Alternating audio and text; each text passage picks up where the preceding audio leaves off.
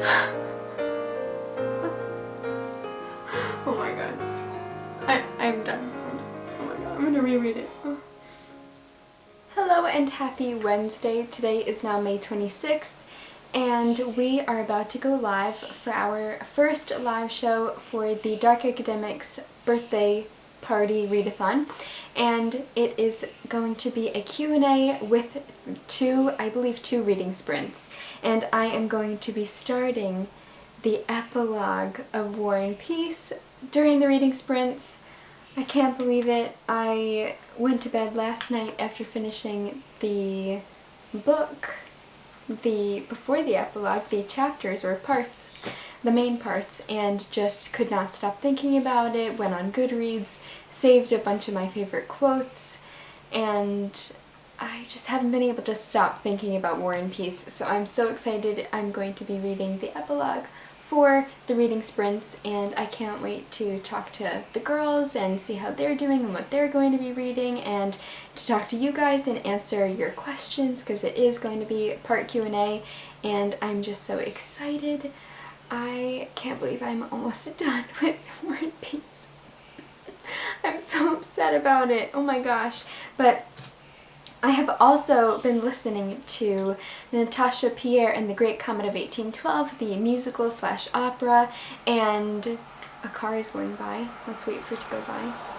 The other day, I think it was the day after I graduated, I got something in my P.O. box from a lovely friend, and she wrote me a note. Her name is Heather, and so I just want to say a really big thank you to Heather. She got me 2 books, and while I'm talking about Natasha Pierre and the Great Comet of 1812, she got me this amazing book, which is all about the opera and the musical. So the journey of the new musical to Broadway. And it's this gorgeous, gorgeous book with a bunch of photographs. Look at those end papers. And it's all about the opera and the music and just the whole thing. Look at Josh Groban. Josh Groban makes the cutest Pierre. Look at him. So cute. There's another one of Josh Groban that I just absolutely love. Oh, this one. Isn't he the cutest? I actually saw Josh Groban in concert when I was maybe like 12, and he went into the audience and came right by me and my family, and so I was like 5 feet away from Josh Groban. I just like to think about that sometimes randomly, because I just love his voice, love his music, and the fact that he's Pierre is just incredible. So I have been absolutely adoring, and they have the lyrics and everything. I've been absolutely adoring listening to Natasha Pierre and the Great Comet of 1812, because it's fueling my War and Peace love, and it's so funny, honestly, the music and the lyrics, and the prologue, the song-titled prologue, kind of introduces the whole show. Oop, another car is going by. It's so funny because in the song-titled prologue is basically introducing the show and the story, and one of the lines is, "You're going to have to study up because it's a complicated Russian novel and everyone has 9 different names." And it's just so funny because it's true, everyone does have 9 different names, and it is a complicated Russian novel. So I can't wait to read this. Heather, thank you so, so, so much. I didn't even know this book existed, and now that I have it, it's just incredible, and I'm so grateful. So thank you so, so, so much. And then the other book that she got me, I can't pronounce the name, but it's Eugene.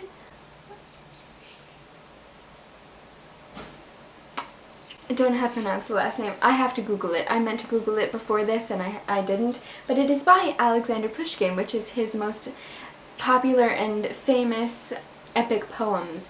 And I have never read any Pushkin before, which is just insane. Because I watched an interview with the 2 translators, Larissa Volokonsky and Richard Pever, and they talked about like who is, because they've translated a lot of Russian writers, and they asked them who they thought was the greatest Russian writer, and they said it was Pushkin. So I'm just so excited to read Pushkin, and this has been on my wish list for a while, and so now it's in my hands and I'm so grateful. So thank you so much, Heather. I seriously can't wait to read it. Also, this cover is just absolutely beautiful.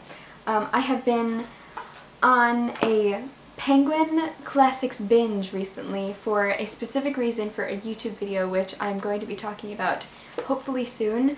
So I'm just so excited. Add it to my Russian literature collection. Oh, I love all these Russian books. You guys know me so well. And she sent me and wrote me the nicest letter with beautiful Jane Austen stationery. Look at Jane Austen, that's so beautiful. So I actually wrote her a little thank you letter yesterday, sent it in the mail, so hopefully you'll get it soon, Heather. And now I'm going to read the epilogue of War and Peace. Oh my goodness, I'm not ready. I'm really not ready, but I have to be ready. So I'm going to get on the live show soon, and if you're joining, I will see you there. And you guys can find it. It is going to stay on Mary's channel, Mary Among Stories. So if you didn't watch it when it was live, then I will link her channel down below so you can find it. But here we go.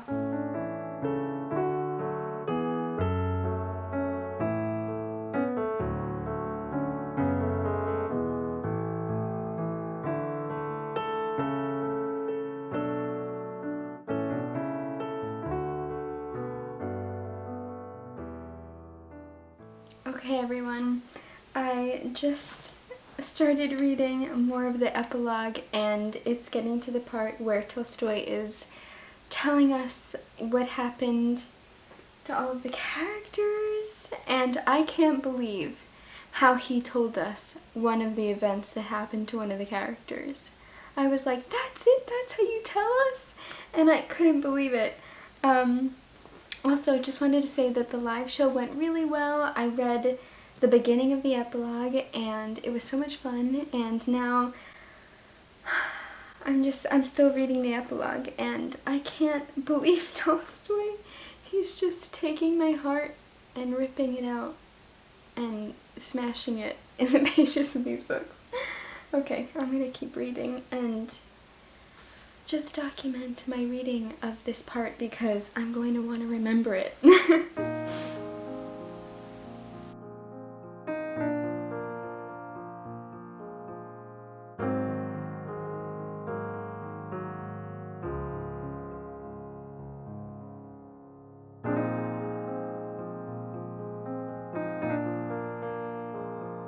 Nikolai is really reminding me of Levin right now. It's epilogue part 1, chapter 7, and Nikolai, you're reminding me a lot of Levin.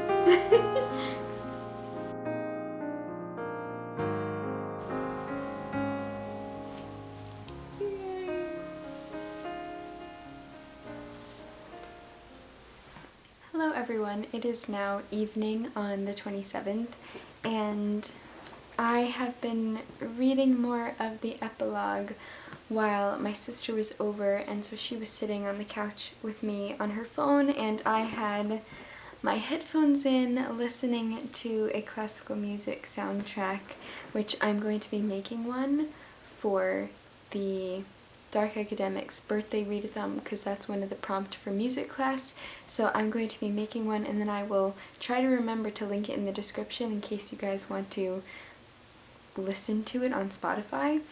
But it's probably one of the best and worst decisions to listen to like beautiful classical music, period drama soundtracks while reading a book like War and Peace, or just any classic really, especially if it's hard-hitting and really emotional, and which is exactly what this book is. And the epilogue starts off with Tolstoy going into a bit of, I don't know if you consider it philosophy, but I guess his views on history and historical events and war in general, and then a few chapters in he talks about the main characters. And oh my gosh, the names of certain characters, I will not say who, but the names of certain characters in the epilogue.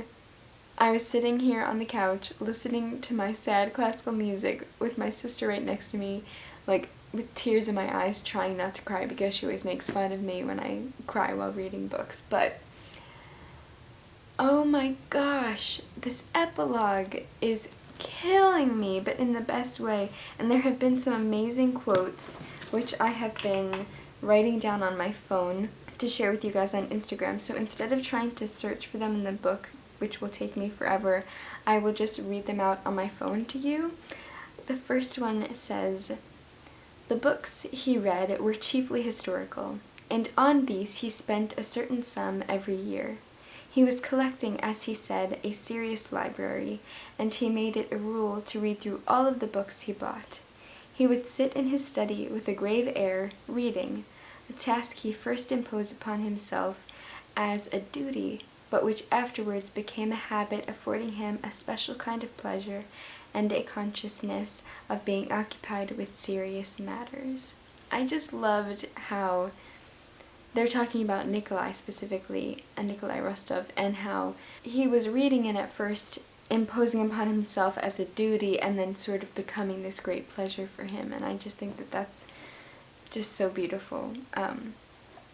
As, you know, obviously a reader myself, and as a reader yourself, I'm sure we can all relate to him in that feeling. And then another one, that was from chapter 9, part 1 of the epilogue. This one is also from the same chapter, and it says, "A thought had occurred to him, and so it belonged to her also." I love that. I love that so much.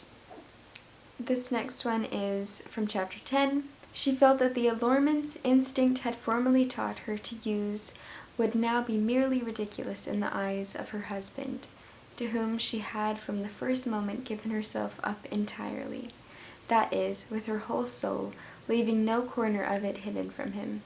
She felt that her unity with her husband was not maintained by the poetic feelings that had attracted him to her, but by something else, indefinite but firm as the bond between her own body and soul." Thank you, Tolstoy. Thank you. Thank you for that. Thank you. Oh my gosh. This one made me weep. "No one else can tell her anything so comforting or so reasonable as this little 3-month-old creature when he lay at her breast, and she was conscious of the movement of his lips and sniffling of his little nose. That creature said, 'You are angry, you are jealous, you would like to pay him out, you are afraid, but here am I, and he is in me.' And that was unanswerable. It was more than true." Oh my gosh. Oh my goodness me, oh my. Just these words. These words. I was saying to my sister, I said to her that this book is ripping my heart out and destroying me, and she was like, "Well, don't you know how it ends because you've watched the miniseries?" And I was like, yes, but it's the way that it's written. You know, like, even though you can watch an adaptation, the way that Tolstoy, or specifically Tolstoy, or like any writer, writes it, that's the beauty. And that's where the genius lies. It's in the words, it's in the way that they describe the events, because it's not just blunt, it's not just a blunt visual that you can't really, I mean, you can if it's done in a certain way, but like the lyricism of the words is where the power is and where the beauty is, and it's just incredible. And it's just completely ripping my heart out. So I am on chapter 11 now. I think I'm going to read the next page till chapter 12, and then I think I'm going to go to bed and then finish it tomorrow. What? Oh my gosh. I'm not ready. I'm just not ready, but okay, I'm going to keep reading and then go to bed.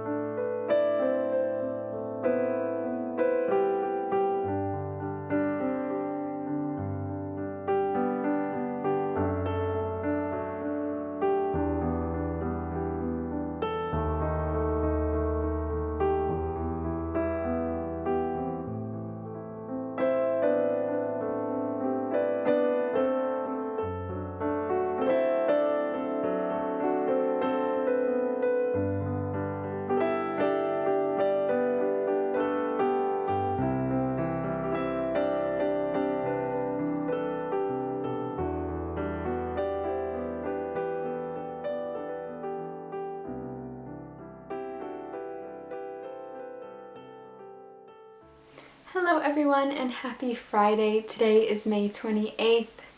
Yesterday, Thursday, May 27th, I finished the first epilogue of War and Peace.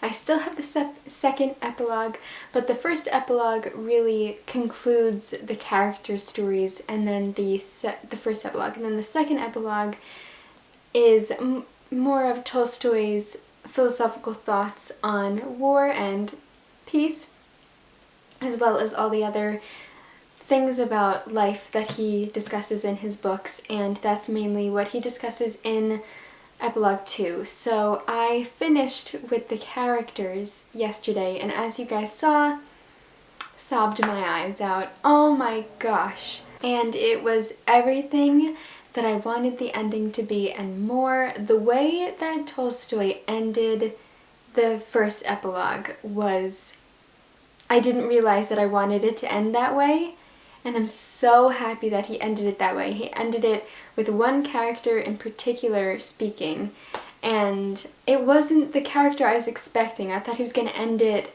discussing another character or talking or speaking as another character, but he ended it with the character that I think I least expected, and I really, really loved it. It moved me to tears, literally, and I just haven't been able to stop thinking about this book.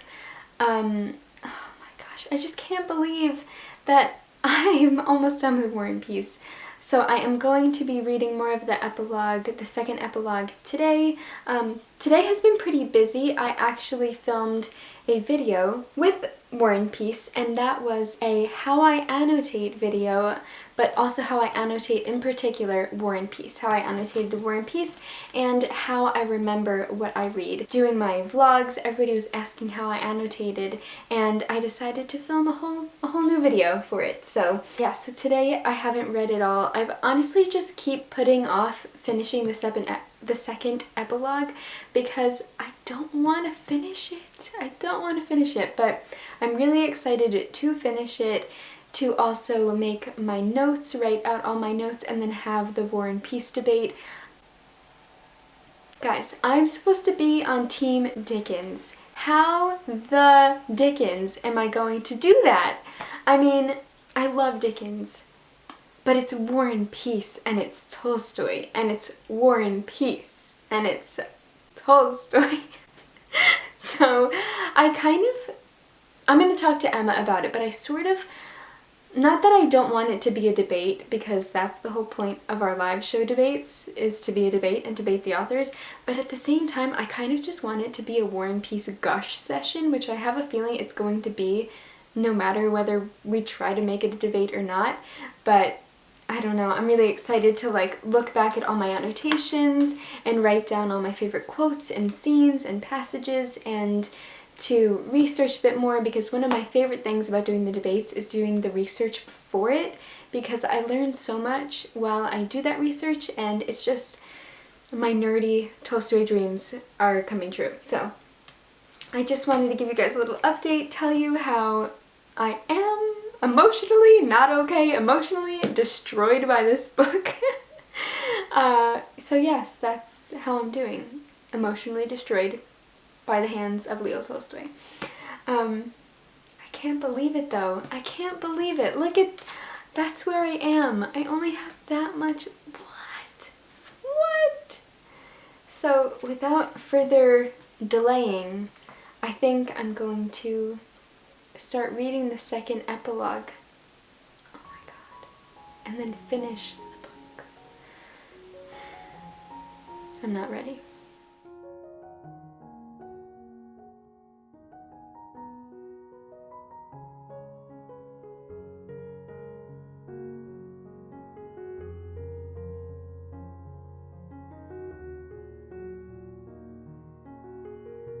Okay, I am on the last page of War and Peace. I am on the very last page, and we are going to read it, and we are going to finish it. Oh my goodness. Here we go. The last paragraph. Oh my gosh, okay.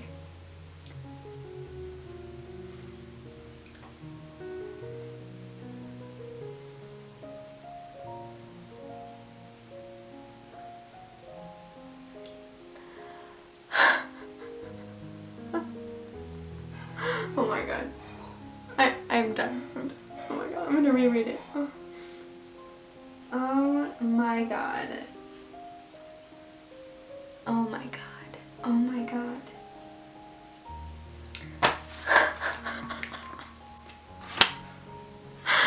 What? What? Oh my god. Oh my god. I did it. I did it. I did it.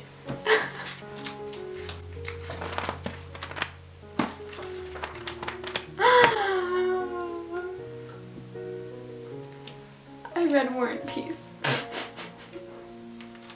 Did you realize? Did you realize I read War and Peace? Oh my god. That ending was so Tolstoy. It was so Tolstoy. Talking about what is freedom and what is free will and what causes war and what is power. Why do we do what we do and what is the cause of what we do, and it's just so Tolstoy, and it's just, I love it.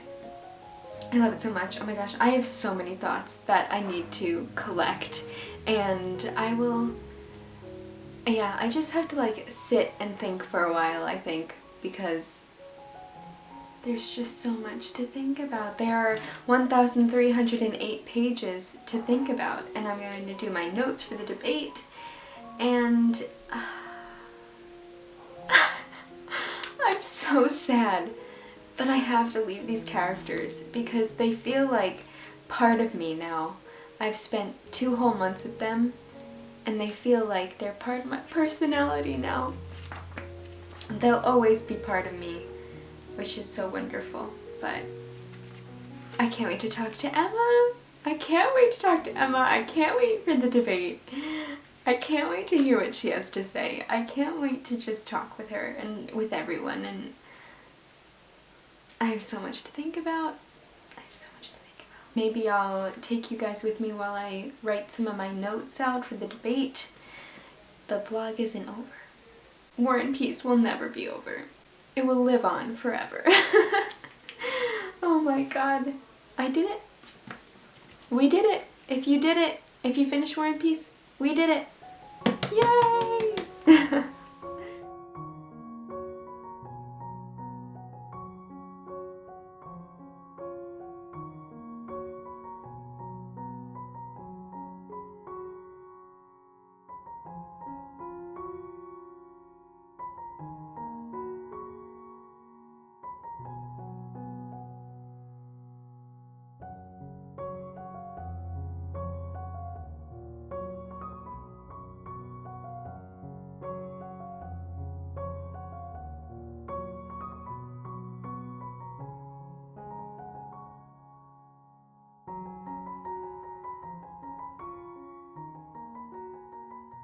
Hello everyone, and happy June 1st. There is a glare on my glasses, so I'm going to take them off. Today is Tuesday, June 1st, and I have had such a lovely day today. Yesterday was Memorial Day for us in the US, so I had some family members over. We had a really nice outdoor get-together, and we celebrated one of my aunt's birthdays, so that was really fun. And today I have had, so yesterday was super busy with a bunch of my family members, and today was really quiet and nice, and it was just a very bookish day, so I thought I would tell you guys about it. So today I woke up and I went outside. The past few days have been really gloomy, but today was so nice and warm, and it wasn't like hot, but it was just a really nice temperature. I call it Goldilocks weather because it's not too hot and not too cold, and that is my favorite kind of weather ever. So I took my Tolstoy journal and my copy of War and Peace and my original debate journal. I took all of them and I sat outside on our table outside. We have a little gazebo with a dining table where we eat outside when it's nice out, and I sat out there. I had lunch and I started writing my notes for the debate, and well, really I didn't start writing my notes then. I just wrote out some of my favorite quotes because I began writing in my new Tolstoy Letter of Peace journal, which I talk about in my first War and Peace reading vlog. And I started it today and I'm so excited because this is just the journal of my dreams. The paper is so nice and thick, and I think I'm going to be using, this is from Paper Blanks. Oh my gosh, I almost forgot the company. This is from Paper Blanks, and they make the most beautiful journals in the world. And like I said, originally I was using this journal, which I forget which company it's from, but it's just like a basic bullet journal. And one of my biggest pet peeves with journaling is when you write on the paper and you can see the ink coming through on the other side, because I hate writing on blank pages when you can see the ink. So I was just writing on the right side of the pages, which is kind of ridiculous and a waste. But anyway, so thank goodness that that's not the case with this journal. If you write on one side, you do not see it on the other side. It is just the greatest thing ever. So I started writing some of my favorite quotes because I was like, how do I want to begin this journal? And one of my favorite things to do is to begin it with my favorite quotes. So I did one from Childhood, Boyhood, Youth, and then a bunch from War and Peace, and then a few from Anna Karenina, which I am going to be adding more when we read Anna Karenina. So I say it both ways. Let me know how you guys pronounce Anna Karenina, because sometimes I hear people, like I always try to look for videos with Russian speakers pronouncing the name Anna Karenina. I know like I Americanize it, so I always try to be authentic and true to the Russian pronunciation. But anyway, so I'm so excited.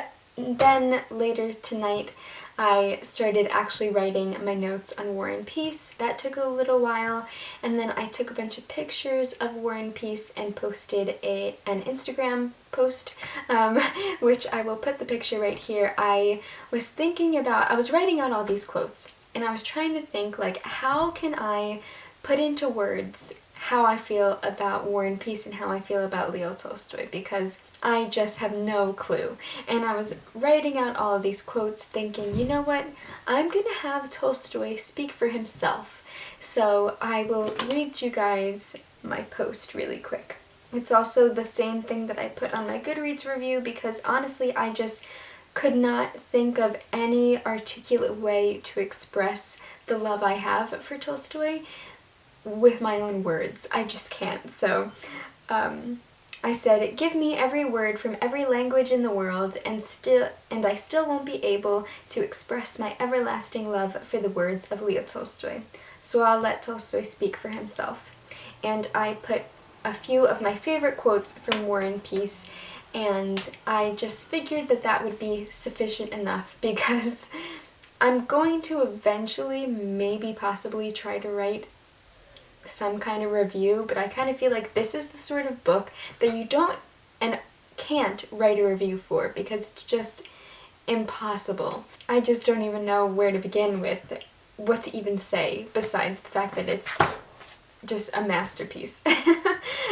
Anyway, so after I took my Instagram picture, I went to the bookstore, because my favorite local independent bookshop was having a clearance sale. There were a few books that I wanted to look for, one that just came out that I wanted to get my hands on, and they always have really wonderful used books there, so that's where I get a lot of my used books. And I love supporting my favorite local independent bookshop, and they're just great. So I got 2 books, and both of them I'm very excited for, but one of them was very serendipitous, because I will explain why. Kind of a story time. This has nothing to do with War and Peace, but it has to do with my day, so I'm just going to tell you about it. The first book I will tell you about, this isn't the serendipitous one, this is just the one that I wanted for myself. It just came out recently, and that is Waterlog by Roger Deacon. This is a swimmer's journey through Britain. It is introduced by Bonnie Tsui, and with an afterword by Robert Macfarlane. And if you know me, you know I love Robert Macfarlane. He is one of my favorite writers and one of my favorite people just in general. He actually co-wrote the newest album with Johnny Flynn. Johnny Flynn plays Mr. Knightley in the newest Emma adaptation, and he is also one of my favorite singers and one of my favorite actors, and I just absolutely love Johnny Flynn. And the fact that Robert Macfarlane co-wrote Johnny Flynn's latest album, Lost in Cedar Wood, just like is like the greatest thing to ever happen. It's something that I didn't know I needed in my life, and now that it's here, I just soak it up every day, listen to those songs all the time. Anyway, so I love Robert Macfarlane, and he was posting about this and promoting this on his Instagram recently. He just took a picture of it and posted it on his Instagram because he wrote the afterword. And if Robert Macfarlane recommends a book, I will read it. That's basically my logic. And if you guys don't know as well, I am a very passionate swimmer. I love swimming. It is a really big part of my life. In the summertime, in the winter I can't really swim, but I love swimming. It is, just like walking, one of the greatest ways to clear my mind, and it helps my body. It just makes me feel really good, and it keeps me at peace. So this is basically about Roger Deacon's experience swimming through Britain, and it sounds incredible, and if Robert Macfarlane recommends it, I have no doubt in my mind that it is going to be amazing. And also, how gorgeous is this cover? And then under the dust jacket, look at that, look how beautiful that is.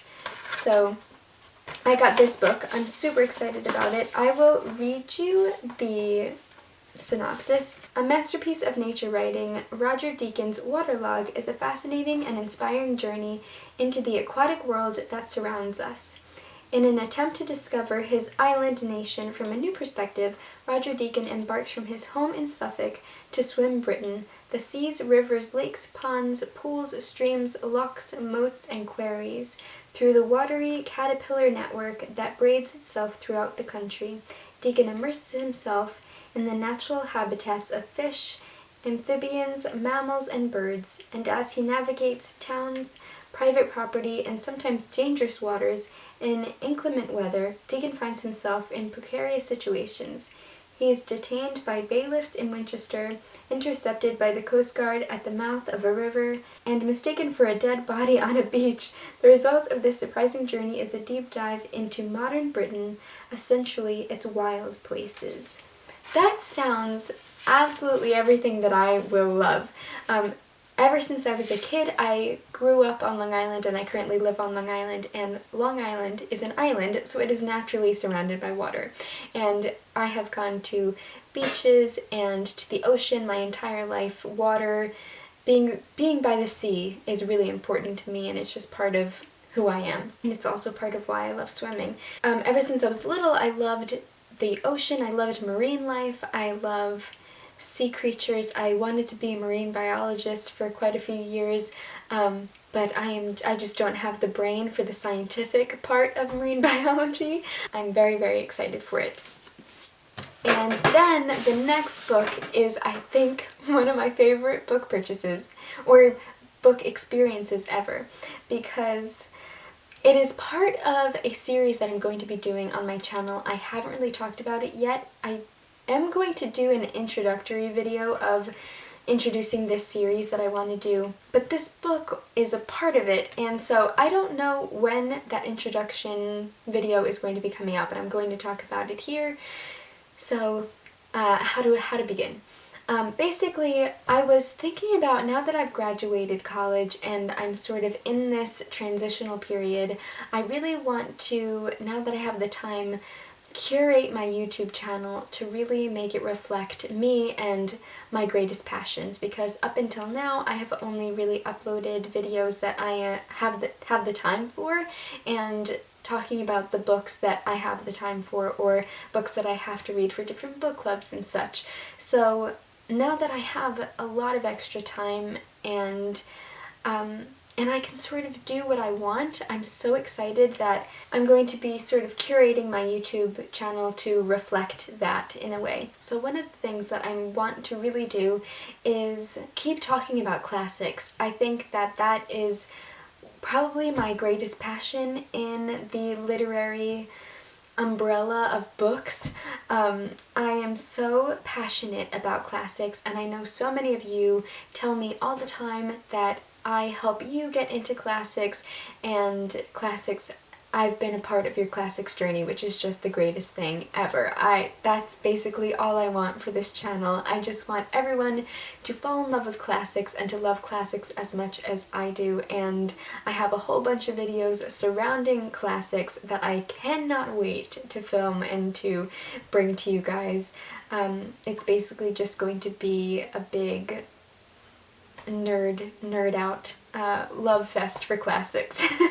So anyway, something that I'm really passionate about is underrated classics, because I think that we are all very familiar with War and Peace and Anna Karenina and Great Expectations and Pride and Prejudice and a slew of other well-known titles, Wuthering Heights.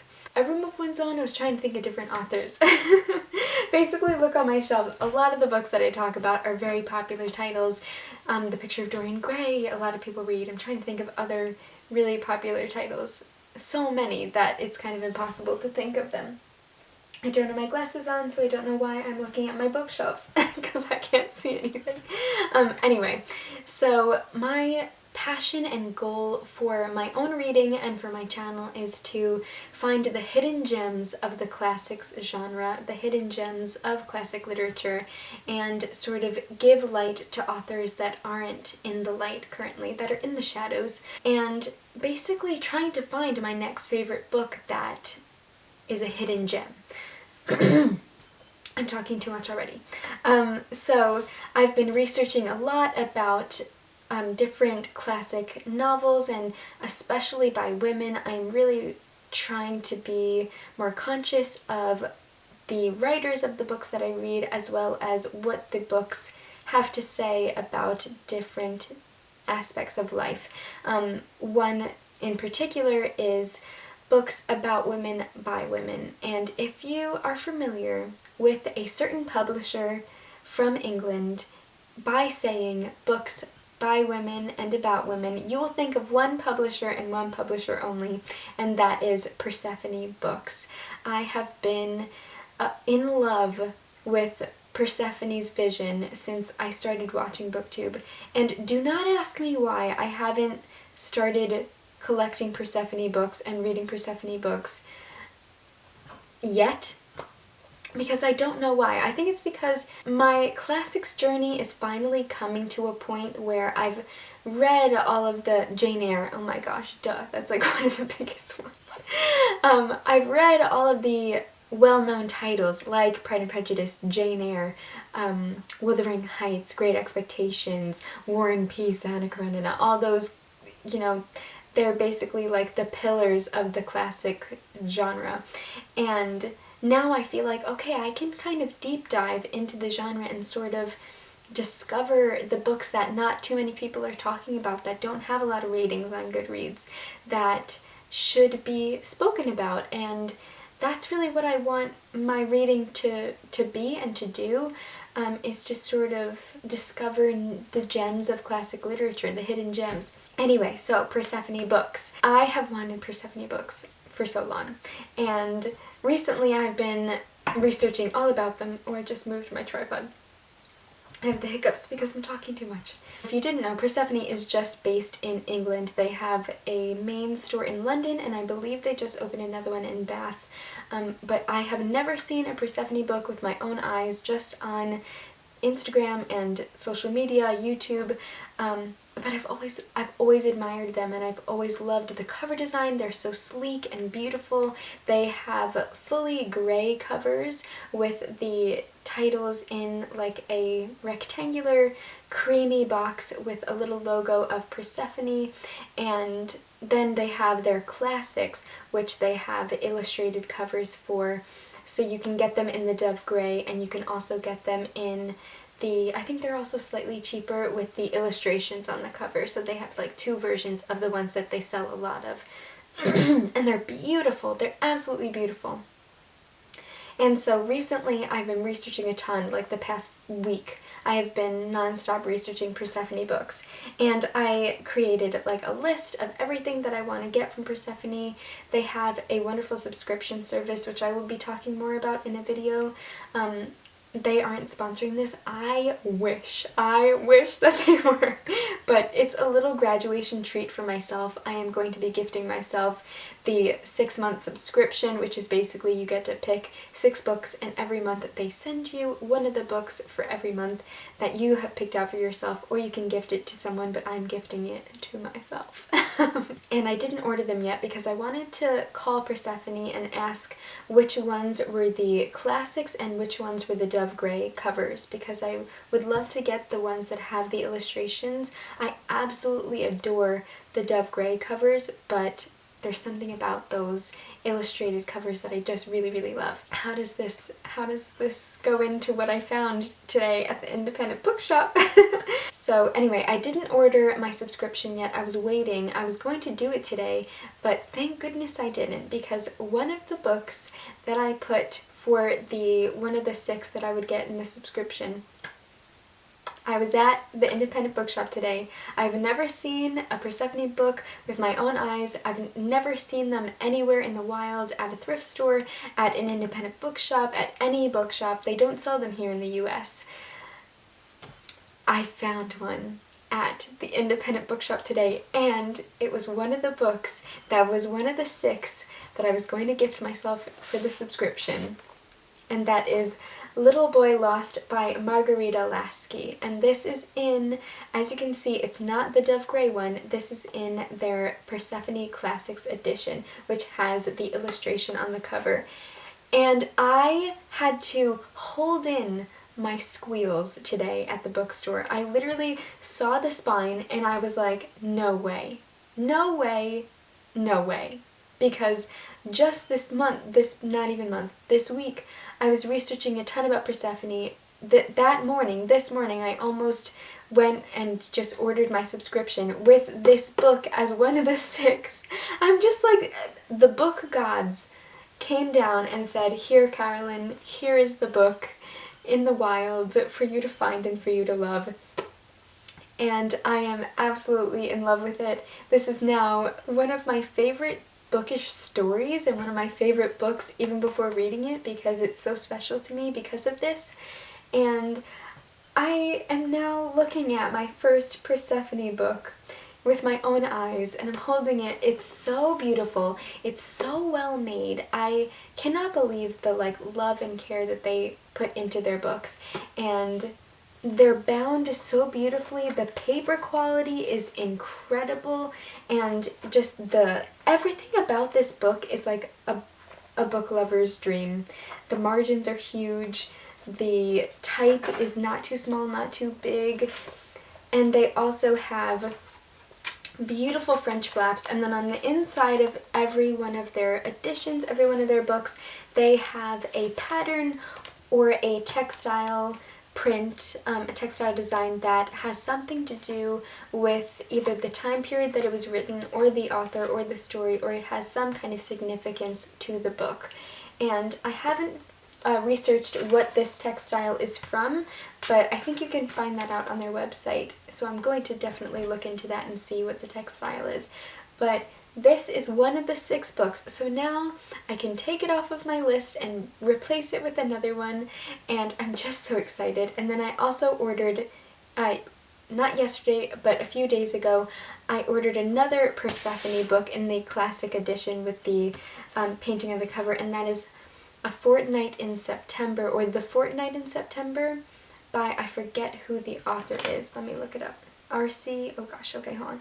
R.C. Sheriff. Hey, I was close. Okay. So The Fortnight in September is by R.C. Sheriff, and that is about a family going on holiday in England, and it's basically just about the family and their experience going on. I believe it's a yearly holiday. And my family and I are going on our yearly holiday, or vacation as we call it in the US. We have a second home in Florida, which is basically like a family home that it's my grandparents' home. They would snowbird, which is, if you've never heard of the term snowbird, it's basically like usually older people who go to the warmer climate in the winter because, you know, the winters are pretty harsh, pretty cold here, and they have their time in the sun because it doesn't get very cold in Florida. So anyway, that's like our second home. We call it our happy place. So I wanted a book to bring with me on the flight and to read in Florida. So I bought that book because it is about a family going on holiday, and I thought that would just be perfect, and it would be part of my Hidden Gems series of Hidden Gems of Classic Literature series, which I don't know really what I'm going to be calling it yet, but it's going to be something like that, I think. I could change it. Anyway, so yes, I got that one even before getting this one today. So I'm waiting for that one to come in the mail before we leave. Hopefully it'll get here before we leave on holiday. It was just like Persephone herself gifted me this book and just said, here, enjoy it, read it. So Little Boy Lost. So I believe it might be the father of the boy, Little Boy Lost of the boy. So Hilary is a man. Hilary Wainwright, poet and intellectual, returns after the war to a blasted and impoverished France in order to trace a child lost 5 years before. The novel asks, is the child really his, and does he want him? These are questions you can take to be as metaphorical as you wish. The novel works perfectly well as a straight narrative. It has the page-turning compulsion of a thriller, while at the same time being written with perfect clarity and precision. Persephone Books reprints forgotten 20th century novels, short stories, cookery books, and memoirs by mostly women writers. They appeal to the discerning reader who prefers books that are neither too literary nor too commercial and are guaranteed to be readable, thought-provoking, and impossible to forget. So I'm just so excited to read this book. It's basically about this man trying to find this boy, I believe it's his son, in France after the war. A lot of their books from Persephone deal with either the interwar period or actually set during the wars or right before or right after. I'm really interested in this time period as well as reading more books by women about women, and I'm just so incredibly excited that I have my first Persephone book. Oh my gosh. So yeah, after that I've just had a really great day. I think it was just made by this book. But anyway, I've been doing my notes for the debate, and I've just started with my introduction portion. I really don't like leaving things up to my memory with the debate. I like having everything written out for me so that when I speak and debate with Emma, everything is clear and concise and right in front of me and I don't forget anything. So I was doing some background on the introduction, so like the background of War and Peace, how it began as a short novel about the Decembrists and who were the Decembrists and what did they want and what did they do and why were they exiled and why was Tolstoy interested in them and how did it influence War and Peace and how did it become War and Peace.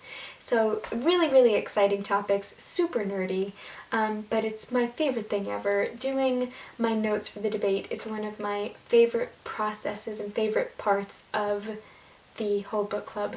So I've just had a really lovely day and I wanted to tell you about it, as well as share some future plans and some new books. So yes, I think I'm going to stop for tonight because it is 10:44 p.m. I've kind of been like going and going all day, but it's sort of been like an exciting going, like I'm busy with everything that I love. So yes, I think, I don't know what I'm going to do tonight. Do I start Oliver Twist? I kind of feel like I should wait. I kind of want to start Little Boy Lost and Waterlog. I don't know what I'm going to do.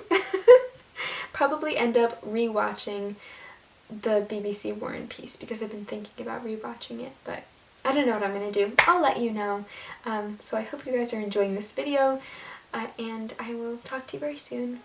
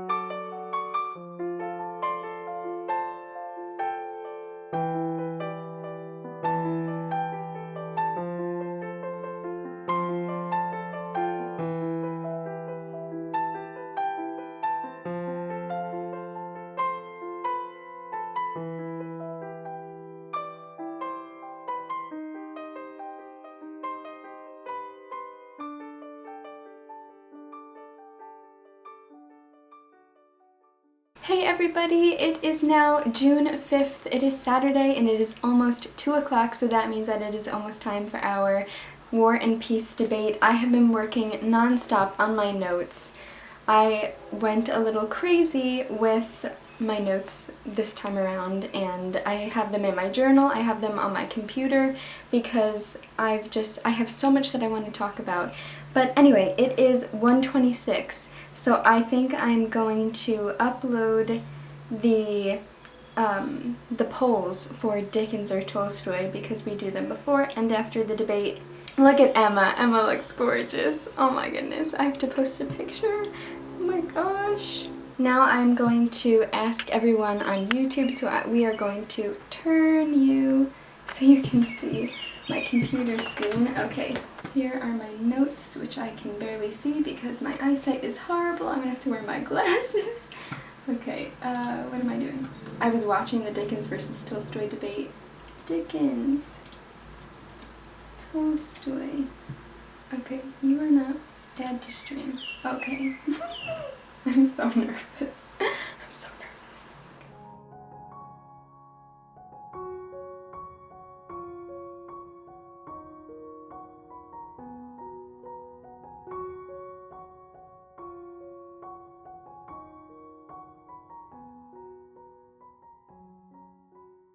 It is now sadly time to close out this vlog of reading War and Peace. We are at the very end of my War and Peace reading vlogs. I did not expect these vlogs to last. How many have I done now? I think this is my 4th. So thank you so much for coming on this journey with me if you have. It has been a life-changing, wild ride, and one that I will always remember.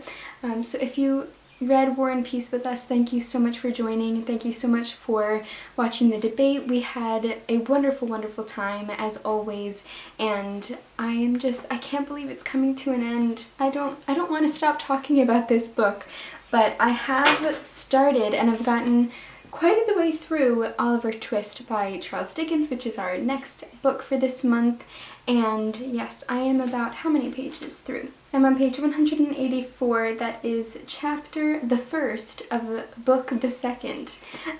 So I'm really, really enjoying it so far. I wasn't expecting this book to make me so upset and so angry all at the same time. Very different from the Pickwick Papers, and I'm really enjoying it so much. So I've been packing a lot because, like I said earlier, my family and I are going on holiday tomorrow, which is really exciting and I just can't wait.